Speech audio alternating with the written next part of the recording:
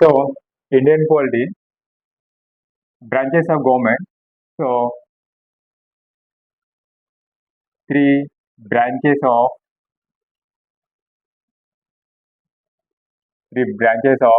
government.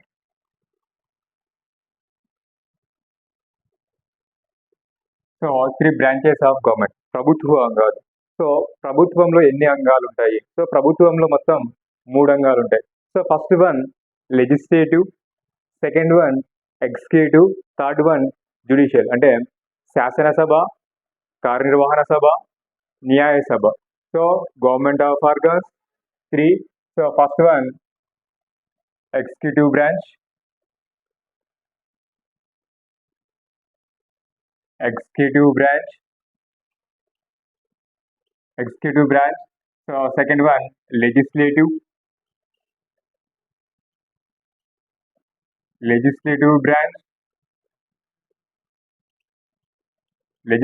branch. So next third one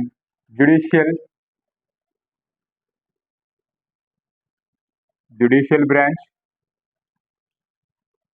So branches of government three. So first one executive branch, second legislative branch, third one judicial branch. So legislative branch, so శాసనసభ అనేది శాసనం తయారు చేస్తుంది. So law of making. So శాసనసభ శాసనాలు తయారు చేస్తుంది. So శాసనాలు చేసిన వాటిని అమలు చేయాలి. సో చేసిన శాసనాలని ఇంప్లిమెంట్ చేసేది ఎవరు అంటే ఎగ్జిక్యూటివ్ బ్రాంచ్. సో లెజిస్లేటివ్ శాసనసభ శాసనాలు తయారు చేస్తే సో ఈ చేసిన శాసనాలని అమలు చేసేది ఎవరు అంటే ఎగ్జిక్యూటివ్. సో ఎగ్జిక్యూటివ్ దీన్ని ఇంప్లిమెంట్ చేసిన తర్వాత ఈ జ్యుడిషియల్ బ్రాంచ్ వచ్చేసి ఇది కాన్స్టిట్యూషన్ ఆధారంగా ఉందా లేదా చెప్పేది ఎవరంటే జ్యుడిషియల్ బ్రాంచ్. సో నా executive branch. So executive branch first one president,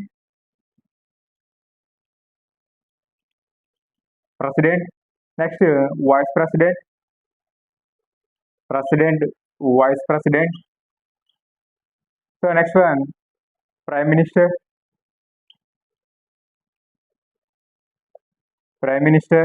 next council of central minister, CCM, council of central minister. So this is the union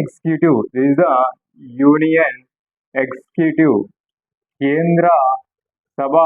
so కేంద్ర కార్యనిర్వహణ సభ. So next state executive, next one state executive. So state executive governor, first person governor, CM, chief minister, next council of state ministers. So this is the executive branch. So union executive, state executive. So next legislative branch. So legislative branch. So union legislative, first one union legislative.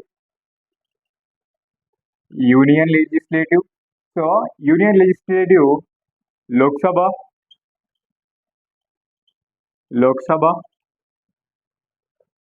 Rajya Sabha. So union legislative. So శాసనసభ, కేంద్ర శాసనసభలు ఏముంటాయంటే పార్లమెంట్లో లోక్సభ ఉంటుంది, రాజ్యసభ ఉంటుంది. So next state legislative. So state లెజిస్లేటివ్లో Vidhan Sabha,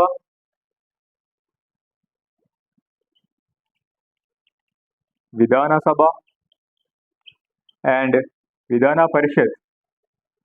Vidhana Sabha, Vidhana Parishad. So this is the state legislative. So legislative branch. So legislative branch so first union legislative అంటే కేంద్ర శాసనసభ. సో కేంద్ర శాసనసభలో అంటే పార్లమెంట్లో Lok Sabha, Rajya Sabha. So next state లెజిస్లేటివ్లో అంటే రాష్ట్ర శాసనసభలలో విధానసభ, విధాన పరిషత్. సో విధానసభ అంటే MLA, member of legislative assembly. So next Vidhan Parishad MLC member of legislative council, member of legislative council. So union legislative MP, member of parliament. So this the legislative branch. So next judicial branch అంటే న్యాయసభ. So న్యాయసభలో అత్యున్నతమైనది ఏదంటే supreme court. Supreme court. So next second one high court. So high court. So next district courts. District court. So judicial branch అంటే న్యాయసభ. So న్యాయసభలో అత్యున్నతమైనది supreme court, ఇది దేశం మొత్తానికి సంబంధించినది. నెక్స్ట్ హైకోర్టు, ఇది రాష్ట్రాలకు సంబంధించినది. డిస్ట్రిక్ట్ కోర్ట్స్, ఇది జిల్లాలకు సంబంధించినది. ఇవన్నీ ప్రభుత్వ అంగాలు, ఇవన్నీ కూడా మనము ప్రభుత్వ అంగాలు. సో ఇండియన్ పాలిటీ చదివేటప్పుడు, సో ఇండియన్ పాలిటీలో ఈ syllabus, so branches of government గురించి మీరు చదివినట్లయితే ఓవరాల్ గా సిలబస్ 40% సిలబస్ కంప్లీట్ అవుతుంది.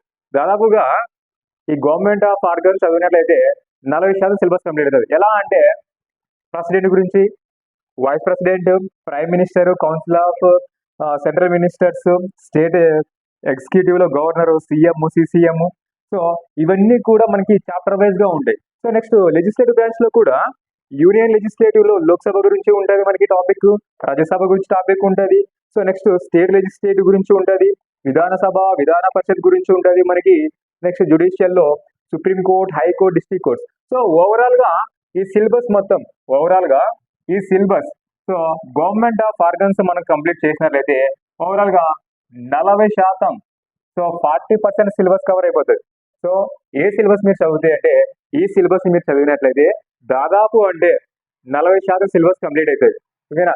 So now so this is the 3 branches of government. So దీని గురించి చదివితే మనకి 40% సిలబస్ కంప్లీట్ అవుతుంది. సో నెక్స్ట్ దీని గురించి చదువు. సో ఎగ్జిక్యూటివ్ బ్రాంచ్ తీసుకుందాం. సో నౌ ప్రజెంట్ మనము ఎగ్జిక్యూటివ్ బ్రాంచ్ తీసుకుందాం.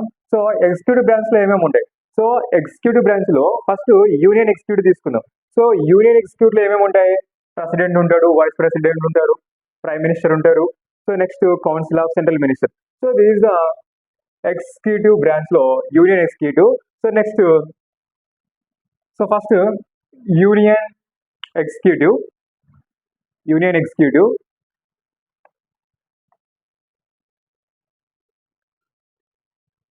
సో యూనియన్ ఎగ్జిక్యూటివ్ అంటే ఏంటి? అసలు యూనియన్ ఎగ్జిక్యూటివ్ లో ఏమేమి ఉంటారు, ఎవరు ఉంటారు? So union executive. So union executive. So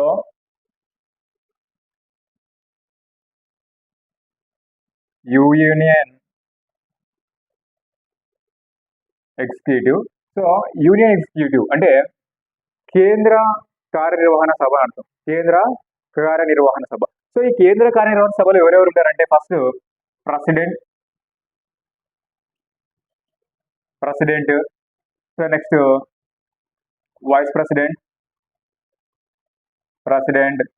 vice president. So next prime minister.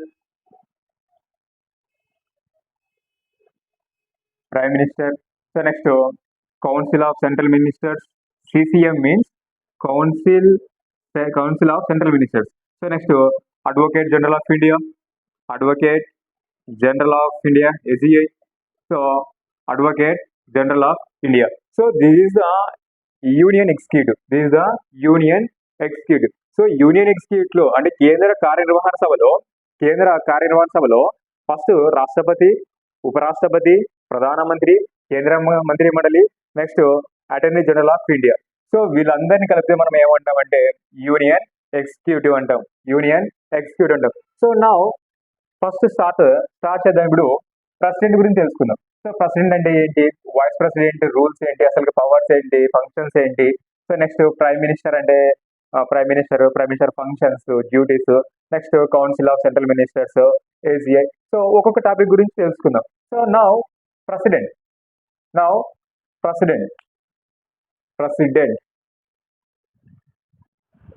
So union executive. So కేంద్ర కార్యనిర్వహణ సభ.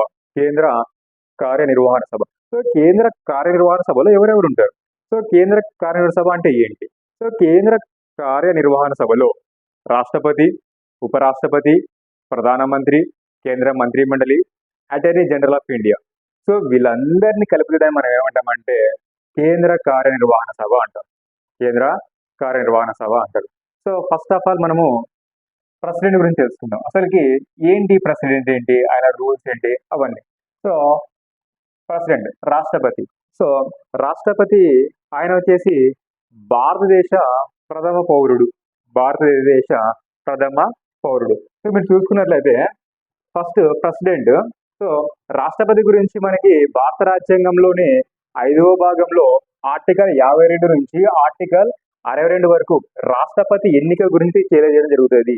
సో భారత రాజ్యాంగంలోని 5వ భాగంలో 52 నుంచి 62వ ఆర్టికల్ రాష్ట్రపతి ఎన్నిక గురించి తెలియజేయడం జరుగుతుంది. సో రాష్ట్రపతి ఎన్నిక. సో రాష్ట్రపతి ఎన్నిక గురించి మనకి 54వ ఆర్టికల్ తెలియజేయడం జరుగుతుంది. సో ఇక్కడ రాష్ట్రపతిని ఎలా ఎన్నుకుంటారు? సో రాష్ట్రపతిని మన భారతదేశంలో ఎలక్టరల్ కాలేజ్. సో భారతదేశంలో రాష్ట్రపతిని ఎలక్టరల్ కాలేజ్ ద్వారా ఎన్నుకుంటారు.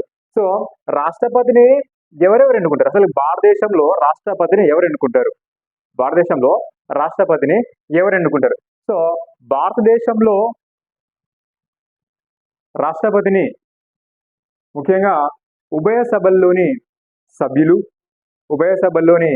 సభ్యులు అంటే ఎంపీలు, అదేవిధంగా రాష్ట్ర శాసనసభకు ఎన్నికైన ఎమ్మెల్యేలు, నెక్స్ట్ ఢిల్లీ, పాండిచ్చేరి కేంద్ర పాలిత ప్రాంతాలైన ఢిల్లీ, పాండిచ్చేరి ఈ ప్రాంతాలకు ఎన్నికైన శాసనసభ వాళ్ళు. సో నెక్స్ట్ వీళ్ళంతా ఎన్నుకోవడం జరుగుతుంది. ఇక్కడ మీరు చూసుకున్నట్లయితే భారతదేశంలో రాష్ట్రపతిని ఎలక్టరల్ కాలేజ్ ద్వారా ఎన్నుకుంటారు. సో ఉదాహరణకి ఇప్పుడు మీరు చూసుకున్నట్లయితే ఎలక్టరల్ కాలేజ్ ద్వారా ఎన్నుకుంటారు. సో ఫస్ట్ పార్లమెంట్లోని ఉభయ సభలు. సో పార్లమెంట్లోని ఉభయ సభలు. సో ఫస్ట్ రాజ్యసభకు ఎన్నికైన సభ్యులు. సో రాజ్యసభకు ఎన్నికైన సభ్యులు ఎంతమంది ఉంటారంటే 233. అదేవిధంగా లోక్సభకు ఎన్నికైన సభ్యులు 543. అదేవిధంగా దేశం మొత్తం ఎమ్మెల్యేలు. సో రాష్ట్ర శాసనసభకు ఎన్నికైన ఎమ్మెల్యేలు ఎంత అంటే 4120. సో దాంతోపాటు 1995 సంవత్సరం నుంచి ఢిల్లీ, పాండిచ్చేరి రాష్ట్ర శాసనసభలకు, అంటే ఇవి కేంద్ర పాలిత ప్రాంతాలు. ఢిల్లీ, పాండిచ్చేరి అనేటివి కేంద్ర పాలిత ప్రాంతాలు. సో ఈ రాష్ట్రాలకు సంబంధించి, ఈ కేంద్ర పాలిత ప్రాంతాలకు సంబంధించిన ఎమ్మెల్యేలు కూడా రాష్ట్రపతి ఎన్నికల ఓట్లలో పాల్గొనడం జరుగుతుంది. సో ఇది రాష్ట్రపతి ఎన్నిక. సో రాష్ట్రపతి ఎన్నికల్లో ఎవరెవరు పాల్గొంటారంటే పార్లమెంట్ సంబంధించిన ఉభయ సభల ఎంపీలు, అంటే లోక్సభకు సంబంధించి, రాజ్యసభకు సంబంధించి. సో లోక్సభలో 543, రాజ్యసభలో 233. సో నెక్స్ట్ రాష్ట్ర శాసనసభకు ఎన్నికైన 4120 మంది. దాంతోపాటు ఢిల్లీ, పాండిచేరి సంబంధించిన కేంద్ర పాలిత ఎమ్మెల్యేలు. సో వీళ్ళు కూడా రాష్ట్రపతి ఎన్నికల్లో పాల్గొనడం జరుగుతుంది. అసలుకి రాష్ట్రపతి ఎన్నిక విధానం. సో రాష్ట్రపతి ఎన్నిక విధానం. సో మన దేశంలో రాష్ట్రపతిని ఏ జనాభా లెక్కల ఆధారంగా ఎన్నుకుంటున్నారంటే ఇప్పటికీ 1971 జనాభా లెక్కల ప్రకారం 1971 జనాభా లెక్కల ప్రకారం రాష్ట్రపతిని ఎన్నుకోవడం జరుగుతూ ఉంది. సో ఎన్నిక విధానం. సో అసలుకి రాష్ట్రపతిని ఎలా ఎన్నుకుంటారంటే ఇంతకు ముందు చెప్పాం. సో దేశంలోని మొత్తం రాష్ట్రాలు ఉన్నాయి కదా, ఆ రాష్ట్రంలోని ఎమ్మెల్యేలు. సో ఆ ఎమ్మెల్యే, సో ఇప్పుడు ఉదాహరణకి ఏపీ ఉంటుంది. సో ఎమ్మెల్యే ఓటు విలువ, ఆంధ్రప్రదేశ్ ఓటు విలువ ఈక్వల్ టు ఆ రాష్ట్రం మొత్తం జనాభా. సో మన ఆంధ్రప్రదేశ్లో 5 కోట్ల జనాభా ఉంది. సో నెక్స్ట్ రాష్ట్ర శాసనసభకు ఎన్నికైన సభ్యులు. సో ఉదాహరణకి ఆంధ్రప్రదేశ్లో 5 కోట్ల జనాభా ఉంది. సో మన ఈ ఆంధ్రప్రదేశ్లో 175 అసెంబ్లీ స్థానాలు ఉన్నాయి. సో దీన్ని 1/1000తో మల్టిప్లై చేస్తే వచ్చేది ఎమ్మెల్యే ఓటు విలువ.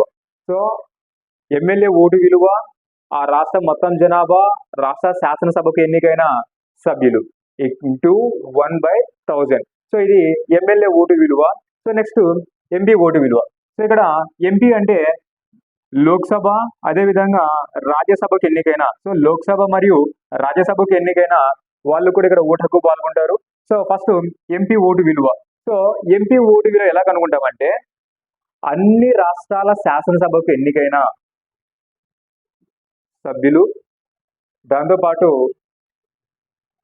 పార్లమెంట్కి ఎన్నికైన సభ్యుల సంఖ్య. సో అన్ని రాష్ట్రాలకు అన్ని రాష్ట్రాలకు ఎన్నికైన శాసనసభల ఓటు విలువ, నెక్స్ట్ పార్లమెంట్ శాసనసభ్యుల సంఖ్య. సో దీన్ని మల్టిప్లై చేస్తే వచ్చేది ఎంపీ ఓటు విలువ. సో ఎన్నిక విధానం ఎలా జరుగుతుంది అంటే 1971 జనాభా లెక్కల ప్రకారం రాష్ట్రపతిని ఎన్నుకోవడం జరుగుతుంది. సో ఎమ్మెల్యే ఓటు విలువ ఆధారంగా, ఎంపీ ఓటు విలువ ఆధారంగా భారతదేశంలో రాష్ట్రపతిని ఎన్నుకోవడం జరుగుతుంది. సో ఉదాహరణకి ఆంధ్రప్రదేశ్ లో ఓటు విలువ ఎంత? సో ఆంధ్రప్రదేశ్ లో ఎమ్మెల్యే ఓటు విలువ ఎంత అంటే 159. నెక్స్ట్ తెలంగాణలో 132. తెలంగాణలో ఎమ్మెల్యే ఓటు విలువ ఏంటంటే 132.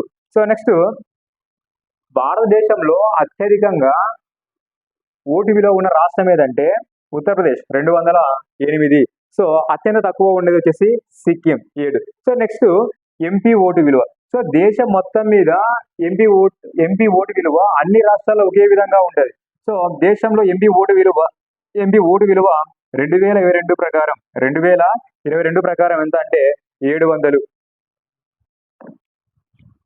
సో రాష్ట్రపతిగా ఎన్నిక కావాలంటే అర్హతలు ఏంటి? సో భారతదేశంలో రాష్ట్రపతిగా పోటీ చేయాలంటే ఫస్ట్ ఆయనకి ఏం అర్హతలు ఉండాలి, అసలుకి ఏంటి? సో ఫస్ట్ రాష్ట్రపతిగా ఆయన పోటీ చేయాలంటే ఫస్ట్ ఆయన భారతదేశ పౌరుడై ఉండాలా, 35 సంవత్సరాలు నిండి ఉండాలా, నెక్స్ట్ లోక్సభకు ఎటువంటి అర్హతలు ఉంటాయో అటువంటి అర్హతలన్నీ కూడా ఇతనికి ఉండాలి. అదేవిధంగా కేంద్ర ప్రభుత్వంలో కానీ, రాష్ట్ర ప్రభుత్వంలో కానీ, స్థానిక ప్రభుత్వాలలో కానీ ఎటువంటి లాభదాయకమైన పదవులలో ఏమీ ఉండరాదు. సో ఎటువంటి అంటే కేంద్రంలో కానీ, రాష్ట్రాలలో కానీ, స్థానిక ప్రభుత్వాలలో కానీ సో ఏ దానిలో కూడా లాభసాటికమైన పదవి ఏమీ ఉండకూడదు. సో ఇవైనా అర్హతలు. సో అర్హతలు ఏంటంటే భారతదేశ పౌరుడై ఉండాలా, 35 సంవత్సరాలు నిండి ఉండాలా, లోక్సభకు సంబంధించిన అర్హతలు ఏముంటాయో అవన్నీ కూడా ఉండాలా. నెక్స్ట్ కేంద్ర ప్రభుత్వంలో కానీ, రాష్ట్ర ప్రభుత్వంలో కానీ ఎటువంటి లాభదాయకమైన పదవులు ఉండకూడదు. సో ఇక్కడ రాష్ట్రపతి ఉన్నాడు. సో రాష్ట్రపతిని ఎన్నుకుంటారు. సో రాష్ట్రపతిని ఎవరు ఎన్నుకుంటారు? ఇక్కడ దేశంలోనే ఎంపీలు, ఎమ్మెల్యేలు. సో దేశంలో ఉన్న ఎంపీలు, ఎమ్మెల్యేలు. సో దేశంలో ఉన్న మొత్తం ఎంపీలు, లోక్సభ, రాజ్యసభ ఎంపీలు, అదేవిధంగా దేశంలో ఉన్న అన్ని రాష్ట్రాలలోని ఎమ్మెల్యేలు, నెక్స్ట్ కేంద్రపాలిత ప్రాంతాలైన ఢిల్లీ, పాండిచేరి ఎమ్మెల్యేలు. సో వాళ్ళు కూడా రాష్ట్రపతిని ఎన్నుకుంటారు. కానీ రాష్ట్రపతి ఎన్నికల్లో కొంతమంది పాల్గొనరు. సో రాష్ట్రపతిని ఎన్నుకునేటప్పుడు కొంతమంది పాల్గొనరు. సో ఎవరు పాల్గొనరు అంటే ఆంగ్లో ఇండియన్లు. సో ఆంగ్లో ఇండియన్లు మనకి ఎల్ఎస్ అంటే లోక్సభ అని అర్థము. సో లోక్సభలో ఆంగ్లో ఇండియన్స్ 2 మెంబర్స్, నెక్స్ట్ రాజ్యసభలో వచ్చేసి మొత్తం 12 మంది ఉంటారు. సో మనకి ఇక్కడ 2020 నుంచి లోక్సభకు సంబంధించిన ఆంగ్లో ఇండియన్స్ రద్దు చేయడం జరిగింది.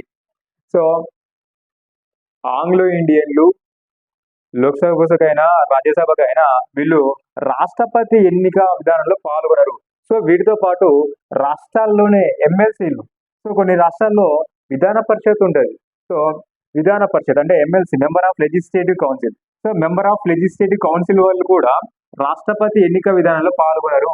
సో రాష్ట్రపతి ఎన్నిక విధానంలో పాల్గొనేది ఎవరంటే పార్లమెంటులోని ఉభయ సభలకు ఎన్నికైన సభ్యులు. సో ఆ ఎంపీలు, ఎమ్మెల్యేలు. నెక్స్ట్ ఢిల్లీ, పాండిచేరి, కేంద్రపాలిత ప్రాంతాలైన ఢిల్లీ, పాండిచేరికి ఎన్నికైన వాళ్ళు. సో నెక్స్ట్ ఆంగ్లో ఇండియన్స్ మాత్రం రాష్ట్రపతి ఎన్నికలలో పాల్గొనరు. అదేవిధంగా మనకి భారతదేశంలో 6 రాష్ట్రాలలో ఎమ్మెల్సీ అంటే విధాన పరిషత్ ఉంది. సో ఆ విధాన పరిషత్ సంబంధించి వీళ్ళు కూడా రాష్ట్రపతి ఎన్నికలలో వీళ్ళు పాల్గొన్నారు అనమాట. సో నెక్స్ట్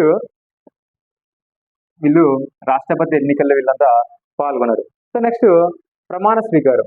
సో ఇప్పుడు ఆయన అర్హతలు అయిపోయినాయి. సో అర్హతలు అయిపోయిన తర్వాత ఆయన ప్రమాణ స్వీకారం. సో మన దేశంలో ప్రథమ పౌరుడు ఎవరంటే రాష్ట్రపతి. ఆ రాష్ట్రపతి చేత ప్రమాణ స్వీకారం చేయించేది ఎవరుబ్బా అంటే సుప్రీంకోర్టు ప్రధాన న్యాయమూర్తి. సో భారతదేశంలో రాష్ట్రపతి చేత ప్రమాణ స్వీకారం చేయించేది ఎవరంటే సుప్రీంకోర్టు ప్రధాన న్యాయమూర్తి. So in case same time supreme court న్యాయమూర్తి ప్రమాణ స్వీకారం చేయాలి. సో సుప్రీంకోర్టు ప్రధాన న్యాయమూర్తి ప్రమాణ స్వీకారం చేయాలంటే ఎవరు ఆధ్వర్యంలో చేస్తాడంటే ప్రెసిడెంట్. సో రాష్ట్రపతి ఆధ్వర్యంలో ఇతను ప్రమాణ స్వీకారం చేయడం జరుగుతుంది. సో నెక్స్ట్ పదవీ కాలం. సో భారత రాజ్యాంగంలోని 56వ ఆర్టికల్ ప్రకారం ఆయనకు 5 సంవత్సరాలు. సో ఇక్కడ పదవీ కాలం. సో అమెరికాలో అయితే రాష్ట్రపతిగా ప్రెసిడెంట్గా కేవలం 2 సార్లు మాత్రమే ఎన్నిక ఉంటారు. కేవలం 2 సార్లు మాత్రమే. కానీ భారతదేశంలో ఎన్ని సార్లైనా కూడా ఎన్నిక కావచ్చు. సో భారతదేశంలో ఒకసారి ఎన్నికలు జరిగిన తర్వాత ఆయనకి పదవీ కాలం ఎంత అంటే 5 సంవత్సరాలు, ఆర్టికల్ 56 ప్రకారం. సో నెక్స్ట్ ఇక్కడ చూడండి, పదవీ కాలంలో ఒకవేళ భారత రాష్ట్రపతి రాజీనామా చేయాలనుకుంటాడు. ఒకవేళ అనుకోని పరిస్థితుల వల్ల ఆయన రాజీనామా చేయాల్సి ఉంటుంది. సో ఒకవేళ ఆయనకి రాజీనామా చేయాలా? సో రాజీనామా చేయాలంటే ఫస్ట్ ప్రెసిడెంట్ అనేవాడు రాష్ట్రపతి అనే ఆయన ఇప్పుడు రాజీనామా చేయాలి. సో రాజీనామా చేస్తే ఆ రాజీనామా నివేదికను, అంటే ఆ రాజీనామాను ఎవరు సమర్పించాలి అంటే వైస్ ప్రెసిడెంట్. ఒకవేళ వైస్ ప్రెసిడెంట్ కూడా మనకు అందుబాటులో లేకపోతే సుప్రీంకోర్టు ప్రధాన న్యాయమూర్తికి తన వేదికను ఆయన ఇవ్వాల్సి ఉంటుంది. సో నెక్స్ట్ జీతభత్యాలు. సో రాష్ట్రపతి యొక్క జీతం ఎంత అంటే 5 లక్షలు. సో భారతదేశంలో రాష్ట్రపతి యొక్క జీతం ఎంత అంటే 5 లక్షలు. సో ఈ జీతభత్యాల గురించి మనకి భారత రాజ్యాంగంలో 2వ షెడ్యూల్లో ఉంటుంది. ఆర్టికల్ 59 జీతభత్యాల గురించి తెలియజేయడం జరుగుతుంది. సో భారత రాష్ట్రపతికి జీతభత్యాలు ఎక్కడి నుంచి ఇస్తారంటే కేంద్ర సంఘటిత నుంచి ఆయనకు జీతభత్యాలు ఇవ్వడం జరుగుతుంది. సో నెక్స్ట్ రాష్ట్రపతిని తొలగించాల. సో రాష్ట్రపతిని భారతదేశంలో తొలగించే విధానాన్ని ఏమంటామంటే మహాభియోగ తీర్మానం అంటాము. మహాభియోగ తీర్మానం, ఇంపీచ్మెంట్ యాక్ట్ అంటారు దాన్ని. సో మహాభియోగ తీర్మానం. సో అసలుకి రాష్ట్రపతిని ఎలా తొలగిస్తారంటే, సో రాష్ట్రపతిని తొలగాలంటే ఫస్ట్ ఆ నివేదికను లోక్సభలో పెట్టచ్చు, రాజ్యసభలో పెట్టచ్చు. ఉభయ సభలలో ఈ నివేదికను ప్రవేశపెట్టచ్చు. సో ఇక్కడ పార్లమెంట్లోని ఏ సభలో అయితే ప్రవేశపెట్టచ్చు. సో ఇక్కడ ఎలా అంటే మొత్తం సభ్యులు, సో ఉభయ సభలలో ఉన్న సభ్యులలో మొత్తం సభ్యులలో 1/400 సభ్యుల ఆమోదంతో 14 రోజుల ముందస్తు నోటీసు జారీ చేసి తీర్మానాన్ని సభలో ప్రవేశపెట్టాలి. సో అప్పుడు మాత్రమే ఆయన్ని తొలగించడానికి అవకాశం ఉంటుంది. కానీ మన భారతదేశంలో ఇంతవరకు ఏ రాష్ట్రపతిని కూడా మహాభియోగ తీర్మానం ద్వారా తొలగించలేదు. భారతదేశంలో రాష్ట్రపతిని ఇంతవరకు ఏ రాష్ట్రపతిని కూడా తొలగించలేదు. సో ఇక్కడ రాష్ట్రపతి పదవి, సో అసలుకి ఎలా ఈ మహాభియోగ తీర్మానం ఇవన్నీ ఉన్నాయి కదా. సో ఇక్కడ మీరు చూసుకున్నట్లయితే పదవీ కాలం. సో ఈ పదవీ కాలం 6 నెలల కంటే ముందే ఈ ప్రాసెస్ అంతా స్టార్ట్ అయిపోతుంది. రాష్ట్రపతి ఎన్నుకునే విధానం. సో ఆయన కంప్లీట్ అయ్యాలి కల్లా ఈయన యాడ్ అవుతాడు అనమాట. సో రాష్ట్రపతి అధికారాలు, విధులు. సో ఫస్ట్ అధికారాల విధులు మొత్తం రాష్ట్రపతికి మొత్తం ఓవరాల్ గా 6 ఉంటాయి. సో ఫస్ట్ కార్యనిర్వహణ అధికారము. సో కార్యనిర్వహణ అధికారం. సో అపాయింట్మెంట్ చేయడం. సో రాష్ట్రపతి అపాయింట్మెంట్ చేయడం, వేరే వాళ్ళని నియమించడం. సో ఇక్కడ ఆర్టికల్ 76 క్లాస్ 1 ప్రకారం అటార్నీ జనరల్ ఆఫ్ ఇండియా నియమిస్తాడు. నెక్స్ట్ ఆర్టికల్ 124 క్లాస్ 2 సుప్రీంకోర్టు ప్రధాన న్యాయమూర్తిని నియమిస్తాడు. దాంతోపాటు ఆర్టికల్ 155 ప్రకారం రాష్ట్రాల గవర్నర్లను నియమిస్తారు. అదేవిధంగా ఆర్టికల్ 217 ప్రకారం హైకోర్టు ప్రధాన న్యాయమూర్తిని నియమించడం జరుగుతుంది. 280 ప్రకారం ఆర్థిక సంఘ చైర్మన్లను, నెక్స్ట్ ఆర్టికల్ 316 ప్రకారం యూపీఎస్సీ చైర్మన్, 324 ప్రకారం కేంద్ర ఎన్నికల కమిషనర్లను ఎన్నుకోవడం జరుగుతుంది. ఆర్టికల్ 330 ప్రకారం ఎస్సీ ఎస్టీ కులాల కమిషన్ల చైర్మన్లను ఈయన ఎంపిక చేయడం జరుగుతుంది. సో కార్యనిర్వహణ అధికారంలో అటార్నీ జనరల్ ఆఫ్ ఇండియాని, సుప్రీంకోర్టు ప్రధాన న్యాయమూర్తిని, గవర్నర్లను, హైకోర్టు ప్రధాన న్యాయమూర్తిని, నెక్స్ట్ సుప్రీంకోర్టు ప్రధాన న్యాయమూర్తిని అయితేనేమి, ఆర్థిక సంఘ చైర్మన్లు అయితేనేమి, యూపీఎస్సీ చైర్మన్లు అయితేనేమి, కేంద్ర ఎన్నికల కమిషనర్ అయితేనేమి, ఎస్సీ ఎస్టీ కులాల కమిషన్ చైర్మన్లను ఈయన ఎంపిక చేయడం జరుగుతుంది. సో నెక్స్ట్ ఇక్కడ బాగా గుర్తుపెట్టుకోండి, ఇంపార్టెంట్. సో రాష్ట్ర గవర్నర్ చేత నియమించబడి రాష్ట్రపతి చేత తొలగించబడేవి. సో గవర్నర్ చేత నియమించబడుతుంది అంటే రాష్ట్ర గవర్నర్ చేత నియమించబడి ఆ రాష్ట్రాలు నియమించబడినప్పటికీ రాష్ట్రపతి చేత తొలగించబడేది. సో ఇక్కడ మీరు చూసుకున్నట్లయితే రాష్ట్ర ఎన్నికల కమిషనర్. సో ఈ రాష్ట్ర ఎన్నికల కమిషనర్ ని రాష్ట్ర గవర్నర్ ఎంపిక చేయడం జరుగుతుంది. కానీ ఈయన తీసేయాలంటే ఎవరు తీసేస్తారు? రాష్ట్రపతి తీసేయడం జరుగుతుంది. సో నెక్స్ట్ అదే విధంగా రాష్ట్ర మానవ హక్కుల సంఘం ఉంటది. సో రాష్ట్ర మానవ హక్కుల సంఘం చైర్మన్ ని కూడా రాష్ట్రపతి తొలగించాల్సి ఉంటుంది. అదే విధంగా PSC, so public service commission chairman ఉంటారు కదా, సో వాళ్ళని కూడా తీసేసేకి రాష్ట్రపతికి మాత్రమే అధికారం ఉంటుంది. సో నెక్స్ట్ సెకండ్ వన్ శాసన అధికారాలు. సో శాసన అధికారాలు. సో ఆర్టికల్ 79 ప్రకారం పార్లమెంటులో రాష్ట్రపతి అంతర్భాగం. సో ఆర్టికల్ 79 ప్రకారం పార్లమెంటులో రాష్ట్రపతి అంతర్భాగం. సో ఆర్టికల్ 80 క్లాస్ 3 ప్రకారం సో రాజ్యసభకి 12 మంది ఆంగ్లో ఇండియన్లను నామినేట్ చేస్తాడు. 12 మంది ఆంగ్లో ఇండియన్లను నామినేట్ చేయడం జరుగుతుంది. అదేవిధంగా లోక్సభకి 2 ఆంగ్లో ఇండియన్లను నామినేట్ చేయడం జరుగుతుంది. కానీ 2020 నుంచి ఆంగ్లో ఇండియన్ని తీసేయడం జరిగింది. So next 123. So article 123 ordinance జారీ చేయడం. సో ఉభయ సభల సమావేశం లేనప్పుడు రాష్ట్రపతి ఆర్డినెన్స్ ని జారీ చేస్తాడు. సో ఒకవేళ ఉభయ సభలు స్టార్ట్ అయినప్పుడు కేవలం 6 వారాల లోపు దీన్ని చట్టంగా చేయాల్సి ఉంటుంది. సో నెక్స్ట్ ఆర్థిక అధికారాలు. థర్డ్ వన్ ఆర్థిక అధికారాలు. సో రాష్ట్రపతికి ఆర్థిక అధికారాలు ఏంటంటే ఆర్టికల్ 112 ప్రకారం బడ్జెట్ ను రాష్ట్రపతి అనుమతితోనే లోక్సభలో ప్రవేశపెట్టాల. బాగా గుర్తుపెట్టుకోండి. ఆర్టికల్ 112 ప్రకారం బడ్జెట్ ను రాష్ట్రపతి అనుమతితోనే లోక్సభలో ప్రవేశపెట్టాల. సో నెక్స్ట్ ఆర్టికల్ 267 కేంద్ర అగాంతక నిధి రాష్ట్రపతి ఆధ్వర్యంలోనే ఉంటది. సో నెక్స్ట్ ఆర్టికల్ 280 ప్రకారం ప్రతి 5 సంవత్సరాలకు ఒకసారి ఆర్థిక సంఘాన్ని ఆయన ఏర్పాటు చేయడం జరుగుతుంది. సో నెక్స్ట్ న్యాయాధికారాలు. సో న్యాయాధికారాలలో అసలుకి ఆయనకి న్యాయాధికారాలు ఏముంటాయంటే ఫస్ట్ క్షమాభిక్ష పెట్టడము, నెక్స్ట్ శిక్షలను మార్పు చేయడము, శిక్షను తగ్గించడము, లేదా శిక్ష పడి ఉంటుంది ఆ శిక్షను అమలు లేకుండా వాయిదా వేయడం. సో ఇవన్నీ కూడా ఆయన న్యాయ అధికారాలుగా చెప్పచ్చు. సో రాష్ట్రపతి 4వ అధికారమే సలహాధికారము. సో సలహాధికారంలో ఎలా అంటే రాష్ట్రపతి ఉంటాడు కదా ప్రెసిడెంట్, ఈ ప్రెసిడెంట్ వచ్చేసి సుప్రీంకోర్టు ప్రధాన న్యాయమూర్తి దగ్గర సలహా తీసుకుంటాడు. సో సలహా అధికారం అంటే భారత రాష్ట్రపతి సుప్రీంకోర్టు ప్రధాన న్యాయమూర్తి దగ్గర సలహా తీసుకోవడం. సో ఇంతవరకు బాబు రాజేంద్ర ప్రసాద్ ఎక్కువ సార్లు 3 సార్లు ఈ సలహాలు తీసుకోవడం జరిగింది. సో నెక్స్ట్ సైనిక అధికారాలు. సో భారత రాష్ట్రపతి త్రివిధ దళాలకు ఆయన అధిపతి. నెక్స్ట్ దౌత్యాధికారాలు. సో దౌత్యాధికారాలు అంటే విదేశాలలో రాయబారులను నియమించడం. సో విదేశాలలో మన రాయబారులను నియమించడం. సో నెక్స్ట్ అత్యవసర అధికారాలు ఏముంటాయంటే ఆర్టికల్ 352, ఆర్టికల్ 356, ఆర్టికల్ 360.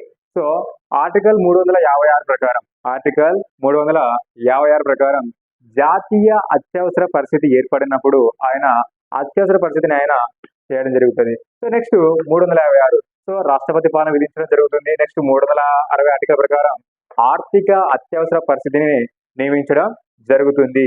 సో ఇవి ఆయన అత్యవసర అధికారాలు. సో నెక్స్ట్ రాష్ట్రపతికి వార్షిక మరియు ఇతర రిపోర్ట్లను సమర్పించేవారు. సో రాష్ట్రపతికి ప్రతి సంవత్సరము కొన్ని రిపోర్ట్లను సమర్పిస్తూ ఉంటారు. సో ఎవరెవరు సమర్పిస్తారు అంటే ఇక్కడ UPSC, union public service commission, ఆర్థిక సంఘము, జాతీయ SC ST commissions, national human rights commission, కేంద్ర అధికార భాష సంఘం, ఇవన్నీ కూడా రాష్ట్రపతికి ప్రతి సంవత్సరం నివేదికను సమర్పిస్తారు. సో ఈ నివేదికను పార్లమెంటు ముందర ఆయన సమర్పించడం జరుగుతుంది. సో ఈ విధంగా భారత రాష్ట్రపతి యొక్క అధికారం గురించి, ఎన్నికల గురించి మొత్తం ఆయన గురించి తెలియజేయడం జరిగింది. Thank you.